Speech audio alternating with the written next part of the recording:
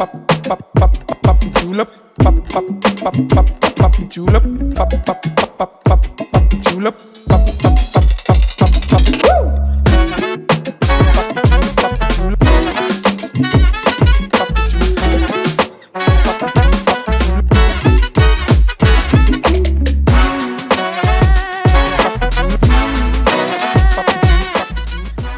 Halo sahabat suara, balik lagi bareng gua Akbar, host magang.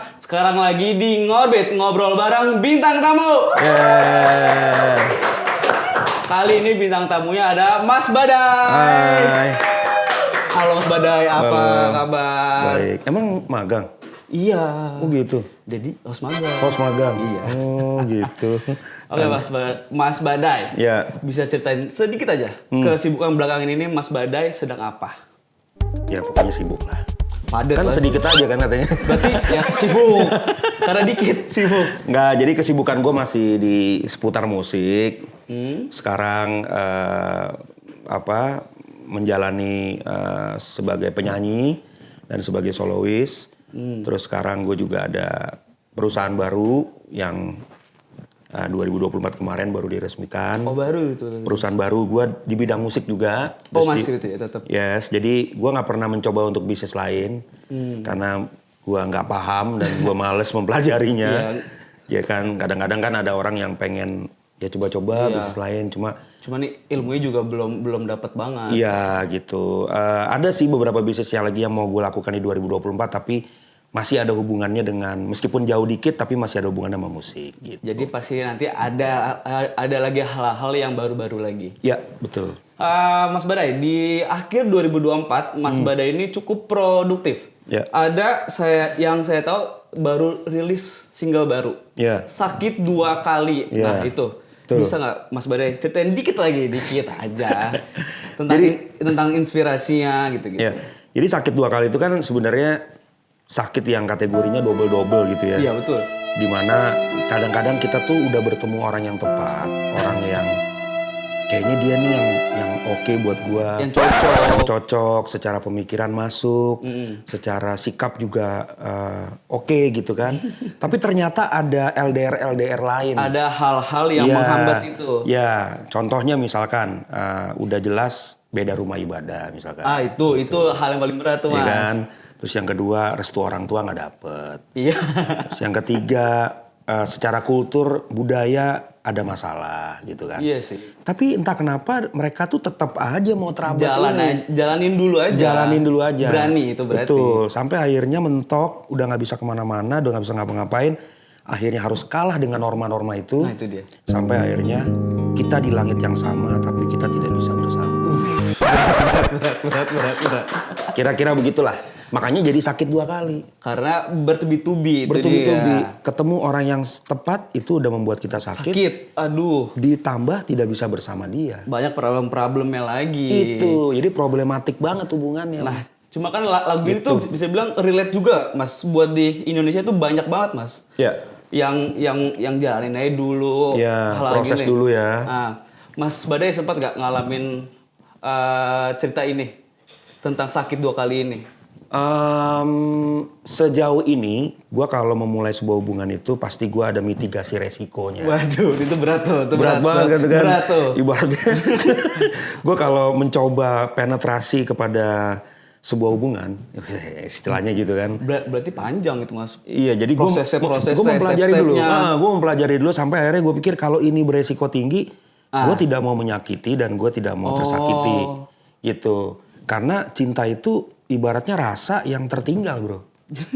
Cuma kan berat itu, Mas. Cuman Iya. kan ya kalau kita semakin lama semakin susah. Semakin lama semakin susah. Jadi kalau menurut gue ini gue tidak mengalami secara 100%, tapi ini gue capture kepada ya khususnya generasi sekarang yang ya generasi terabas inilah. Iya benar. Pejuang cinta sejati PCS ini kan. Yang penting feel-nya dulu. Feel-nya dulu, tapi ketika mentok akhirnya mereka pusing ya, lagi, pusing sakit sendiri. 2 kali. Sakit 2 kali lagi, gitu. Itu single dirilis tahun 2024. Ya, Januari. Di tahun 2002. 22 November 2024. Oh, di akhir. Berarti di akhir tahun 2024. Di tahun 2025 yang awal ini ada nggak project baru dari Mas Badai? Di tahun ini di tahun ini gue akan meremake semua lagu-lagu hits gue yang dulu. Oh iya Mas? Yang masih dibawakan oleh, yang masih gue di band, ya kan. Sekarang gue mau remaster lagi dengan suara gue sendiri. Oh iya? Yes. Karena kan hak ciptanya ada di gue, penciptanya gue. Dan sekarang gue mau remaster lagi, mungkin dengan live recording. Jadi gue akan bikin perhelatan bersama dengan orang-orang yang fanatik dengan karya-karya gue. Dan mereka ada di dalam album live itu. Gitu. Prosesnya sudah mulai? Sedang dibangun konsep, sedang dibangun engagementnya dengan penggemar gua, dan yang pasti itu pasti terjadi di tahun ini karena gue pengen rebranding lagi lagu-lagu gua dengan suara gua sendiri gitu. Pasti seru sih Mas. Cuman ada nggak artis yang bakal yang akan collab yang ikut bareng sama Mas Badai? Jadi di YouTube gua itu nanti akan ada program namanya The Duets. The Duets? Ya, The Duets. Nah, The Duets ini ada satu kemarin yang sudah deal sama gua untuk collab di YouTube, duet gitu sama gua. Gua bawain karyanya, dia bawain karya gua. Kita berduet dan ini baru terjadi di gua karena gua kan sebenarnya basically bukan penyanyi. Iya. Tapi gua adalah orang yang dikasih kemampuan untuk bernyanyi tapi mau ngajak penyanyi untuk bareng-bareng gitu. Itu dia kan dulu pas Mas Badai di band tuh kan sebagai backing vokal dan keyboardis pencipta lagu. Makanya di hal yang baru ini adalah terobosan dari Mas Badai. Iya. Itu hal yang bagus Mas. Cuman ya buat dari kita sih kita pengen nunggu-nunggu juga Mas. Iya. Lagu-lagu Mas Badai yang terbaru lagi. Siap. Untuk program seminar Mas Badai dan workshop untuk para pencipta lagu. Ya. Ini baru-baru dijalanin oleh Mas Badai. Ya, sedang kita mau lakukan di bulan Juni 2024. Itu adalah penyelenggaranya Badai Music Production. Oh, dari Mas Badai juga berarti. Iya. Jadi memang gue sengaja bikin perhelatan ini sebagai wadah untuk kreator-kreator lagu. Jadi sekarang kan banyak tuh, gue kan suka masuk di DM gue kan tiap hari, Mas saya punya lagu ada 10. Kasih demo-demonya gitu. Lagu saya gimana ya Mas buat dipasarin gitu kan. Oh iya. Ada Mas saya baru bikin lagu belajar gitu kan. Nah gue pengen orang-orang yang kayak gitu itu datang di songwriting camp. Kalian belajar sama expert-expert yang sudah gue persiapkan. Expert ini adalah pencipta-pencipta lagu juga. Yang ada pencipta lagu band besar, ada pencipta lagu yang gila banget di streaming, terus ada pencipta lagu yang juga penulis buku. Jadi tebak-tebak sendiri tuh, itu kira-kira siapa tuh orang-orang yang akan gua hadirkan di songwriting camp. Di situ ada private class, ada workshop. Lengkap berarti Mas? Yes, ada performance juga, dan ada seminar dari expert itu. Untuk program seperti ini di Indonesia masih dikit nggak sih Mas? Kayaknya mungkin baru gue yang buat. Nah itu dia. Itu baru gue yang buat. Jadi untuk pencipta lagu ya, kan biasanya kan kayak ya fest-fest yang lain ya kan, ya mungkin lo tahu sendiri kalau ada apa istilahnya seminar-seminar gede di balai sidang itu kan, itu dia. khususnya kan buat UMKM, buat apa. Kalau ini kan gue tujukan untuk kreator lagu, konten kreator musik dan juga artis cover yang mau berkarya sendiri gitu. Program ini apakah karena ada alasannya dengan Mas Badai yang selalu mengkampen tentang hak cipta dan royalti ini Mas? Ya, pasti ada relasi ke sana karena gue pengen mengajarkan ke teman-teman apa tadi sahabat suara. Sahabat suara ya kan, bahwa gini, kalian yang punya karya, kalian jangan pernah takut untuk banyakin karya. Banyakin konten-konten lagumu sendiri. Kenapa? Karena gini, penyanyi ada umurnya. Oh iya betul. Band ada umurnya. Panggung ada umurnya. Ini udah terbukti semua. Panggung hilang karena COVID. Oh iya betul. Band bisa bubar, band bisa hilang, band bisa bertahan, dan band bisa ngaco juga. Penyanyi suara bisa habis. Iya bisa jadi kan? problem juga itu. Bisa ada umurnya, ada penggantinya, yang tua akan digantikan yang muda. Tapi lagu tidak akan dimakan oleh waktu. Iya itu bener. Hak cipta dan royalti itu. Lagu tahun 60-an sampai hari ini tetap didengerin. Itulah karya. Jadi kalian yang masih dalam zona nyaman, jangan lupa berkarya. Harus tetap selalu berkarya. Karena kalau misalkan kita ada stuck di umur sekian nggak berbuat something, itu juga hal yang berat dong Mas. Betul. Jadi ya melakukan hal-hal yang itu saja. Nah, itu dia. Menurut gua kita terjebak dalam zona nyaman dan berpikir yang itu saja. Which is itu ada tidak baiknya juga buat karir kita. Kenapa? Karena kita selalu terbiasa nge-preset yang itu aja. Padahal lu punya kemampuan untuk membuka challenge baru. Untuk upgrade lagi gitu Mas ya. Gitu. Oke, lanjut ke program lagi. program ini khususnya buat di kota-kota besar dong, apa akan mencakup seluruh Indonesia? Sekarang ini edisi pertama di 2024, karena kan ini program tahunan, setahun sekali. Setahun sekali ini kita akan bikin di Jakarta dulu, gitu. Nanti mungkin kalau ada radio yang mau kerjasama, ada IO yang mau kerjasama, atau ada apa, kita terbuka untuk buat program-program di daerah. Iya, karena program ini sangat-sangat membantu di dunia di industri musik ini, Mas. Iya, Kan? iya. Oke, bagaimana menurut Mas Badai tentang tips menciptakan lagu yang long lasting? Waduh. Karena bisa dibilang lagu-lagu Mas Badai juga sampai sekarang masih ada itu. Masih abadi ya. Masih relate di anak-anak zaman-zaman sekarang itu. Apa tipsnya? Oke, yang berusaha gue lakukan selama ini, pertama buat gue skill itu adalah nomor 10. Skill nomor 10 jauh, Mas. Nomor 10. Nomor satunya itu Quer adalah ficar comigo, meu amor? Aqui não é romance. Oh iya. karena gue selalu bikin lagu itu pasti dari hati. Iya. Karena Jadi- akan diterima juga, Mas. Yes, jadi gini, skill gue membuat lagu itu adalah suplemen aja. Yang menjadi lagu gue kuat itu mungkin adalah pertama, kejadian-kejadian yang gue lihat sendiri di mata gue. Yang kedua, hati gue yang mungkin sering terluka, mungkin juga sering bahagia. Dan gue adalah salah satu orang yang mungkin adalah pendengar yang baik bagi orang yang bicara dengan gue. Jadi kata orang yang beberapa yang ngobrol sama gue, muka gue tuh muka curcolan. Jadi kalau ketemu Curhat. tiba-tiba curcol. Tiba-tiba. Terus keceplosan kalimat-kalimat yang kuat. Sehingga itu men-trigger otak gue, wah ini liriknya nih gitu kan. Ini nih gitu. Jadi akhirnya dari situlah gue berangkat dari sebuah penulisan lirik sampai akhirnya jadilah sebuah lagu. Dan puji Tuhan alhamdulillah sampai hari ini gue selalu bikin karya yang karena gue bikin dari hati, jadi notasi yang keluar itu adalah notasi-notasi yang natural, yang tidak dibuat-buat, yang juga, Mas. tidak mau disenja-senjain mungkin atau apa. Yang lebih-lebihkan atau gitu, Mas. Yes, ya udah gitu aja, natural aja. Oh iya, betul. Iya, jadi itulah yang membuat akhirnya sampai ke mungkin telinga anak-anak sekarang gitu. Oke, Mas Badai di industri musik ini dari kapan, Mas? Atau Mas Badai belajar musik atau something gitu? Kalau saya belajar musik itu sebenarnya secara kursus, itu kursus dari dulu kelas berarti 3, dari kelas 3 SD. Tapi saya bakat alam main piano itu dari TK. TK udah bisa mencet-mencet. Dari TK, Mas? Iya, bocah-bocah TK gitu masih suka mencet-mencet gini. Tiba-tiba kata ibu saya, kamu bisa main lagu ini ya gitu. iya? Sampai ayah saya bilang, ini ada potensi nih. Kelas 3 SD di lesin. Sampai kelas 1 SMP, les piano. Abis itu lepas, ngeband aja di sekolahan.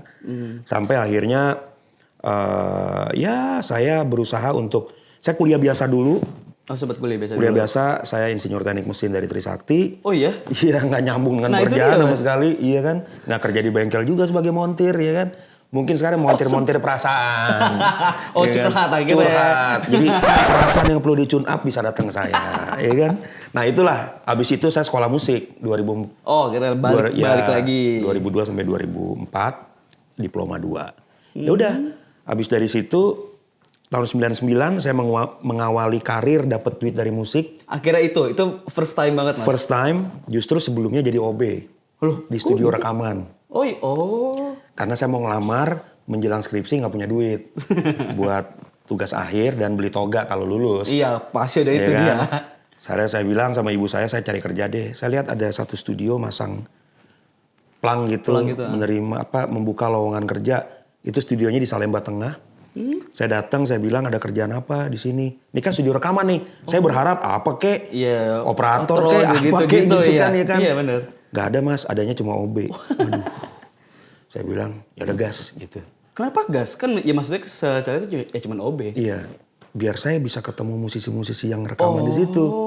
Oh iya bener juga, Mas. Jadi environmentnya saya bisa rasain. Saya lihat om-om Pambers datang ke situ. Saya ngelihat Om Pance waktu itu juga rekaman di situ. Jadi saya ngerasa ada vibrasi dengan musisi. Sampai ketika saya lagi bersih-bersihin ada satu klien datang ke situ. Dia lihat saya main piano, iseng-iseng kan. Namanya juga OB ya kan. Caper-caper gitu, OB Mas. kepo nih, wah ada piano enak nih, ya kan.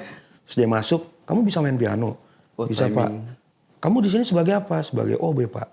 Singkat cerita, dia bilang besok nggak usah jadi OB. Oh iya. Saya kasih kamu project, kamu bisa ngaransemen nggak? bisa Pak dikit-dikit. Ya udah, ini kamu coba 10 lagu anak-anak aransemen. Akhirnya tahun 99 saya dibayar satu lagu 120.000. Akhirnya dari situ benar-benar musik kayak gitu ya, dari musik. Akhirnya 10 lagu saya dibayar 1,2 juta. Dan itulah hari pertama saya dapat uang dari musik di tahun itu. Di tahun itu dengan gaji segitu juga udah gede banget kan Mas? Iya gede Mas. Ya minimal saya bisa fotokopi, saya bisa buat lulus itu ya? beli zaman dulu sih namanya diktat ya, diktat buat kuliah. Kuliah bener buku-bukunya. Nah, sampai akhirnya ya udah keterusan sampai hari ini gitu. Mas Badai di industri musik ini udah puluhan tahun dong Mas? 25 tahun. Dari 25? tahun 99, iya. Oke. Mas ini nge-follow perkembangan musik di Indonesia ini? Masih dong. Pasti harus ya? Masih. Saya masih suka dengerin lagu-lagu sekarang. Bahkan saya punya playlist namanya lagu Nganapak Bumi. Apa tuh Mas? Lucu. Apa Mas? Ya buat saya lagu-lagu yang bikin saya otaknya melayang-layang aja gitu. Karena saking enaknya. Iya di situ saya dengerin Apa iya Mas? lagu-lagunya Bernadia, saya suka. Oh masih? Ya kata mereka itu berlebihan itu lagu favorit saya. Iya sama. Terus Delantis yang Bunga Maaf itu juga saya dengerin. Wijaya 80 gitu kan yang terakhir kali ya. Itu juga saya suka gitu. Jadi anak-anak sekarang buat saya tuh pinter-pinter. Artinya mereka kreatif. Persoalannya adalah bagaimana menciptakan lagu yang long lasting. Nah itu dia. Dan abadi sepanjang masa. Itu yang harus mendapatkan perjuangan yang sama dengan era kita dulu. Iya. Gitu. Berarti penyanyi zaman sekarang jangan mentingin dia bikin lagu doang atau Ya. asal-asalan kan Mas? Ya karena gini, sekarang kan digital sudah mudah banget kan bro. Cepet sekali. Cepet banget. Lu hari ini ngeluarin satu lagu, besok udah ada 3 lagu baru lagi. Cepet. Nah itulah akhirnya orang bebas memilih. Tapi gue yakin anak-anak sekarang bisa mendapatkan momennya gitu. Ada gak Mas musisi yang zaman sekarang yang Mas Badai jadi kayak dipandang nih kayak it's good nih buat masa depan Indonesia ya.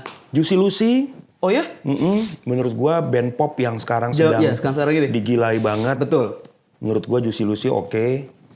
Vokalisnya juga lucu gitu kan istilahnya kan di sosial media juga aktif banget juga ya. narsis gitu. Nah itu yang perlu diketahui bahwa memang sosmed itu punya trigger, punya vibrasi juga kepada fans. Ya. Jadi lu harus menggunakan sosmed itu dengan benar.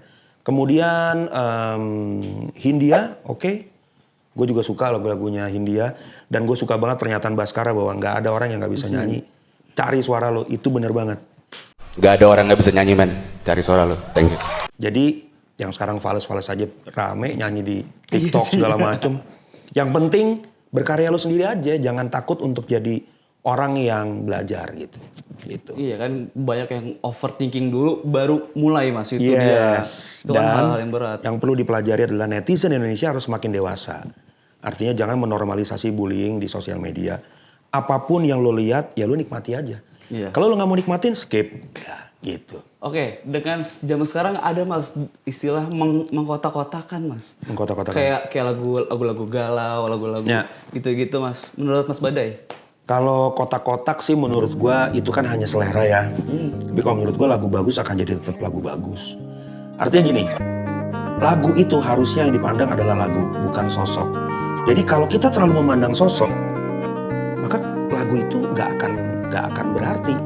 Kalau sosok itu nggak ada, Iya, stop aja. artinya itu juga akan memberhentikan daya lagu itu. Tapi yang kita harus lihat adalah karyanya. Mau siapapun yang bawain, mau itu home band cafe kayak, Iya, betul. band wedding kayak yang bawain. Kalau lagu bagus akan tetap jadi lagu bagus. Akan tetap Gue percaya banget itu. akan tetap dihargai juga Yes, nantinya kan. betul. Mas Badai, Ya. 25 tahun. Ya, Tantangan paling berat apa sih Mas?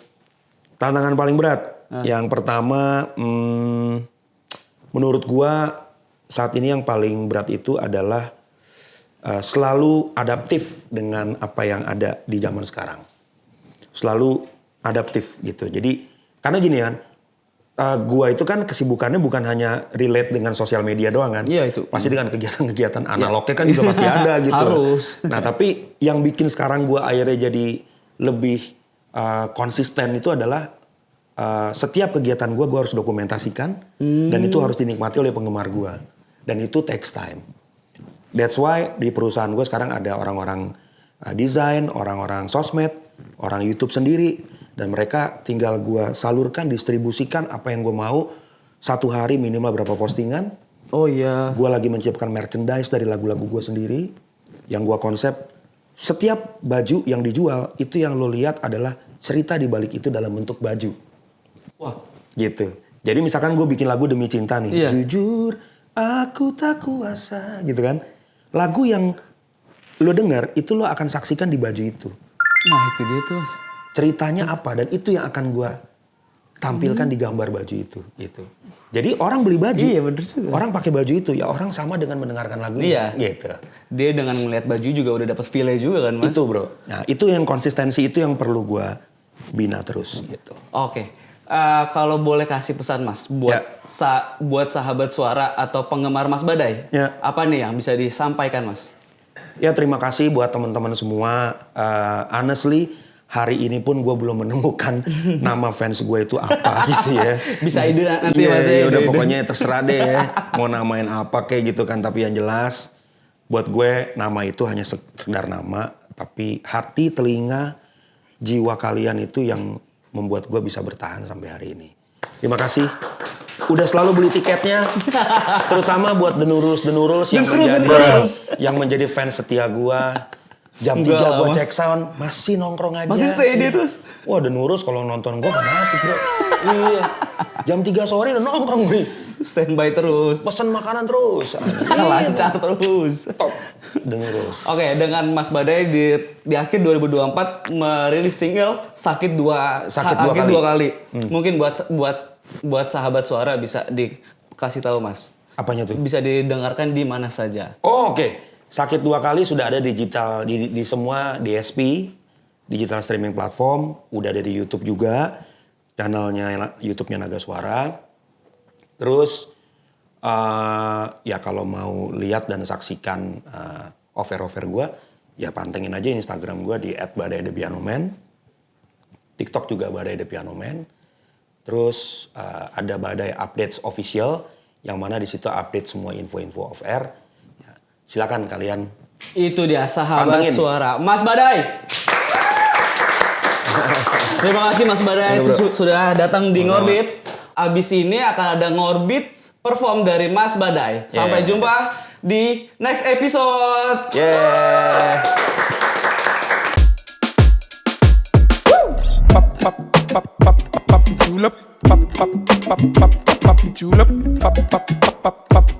Julep.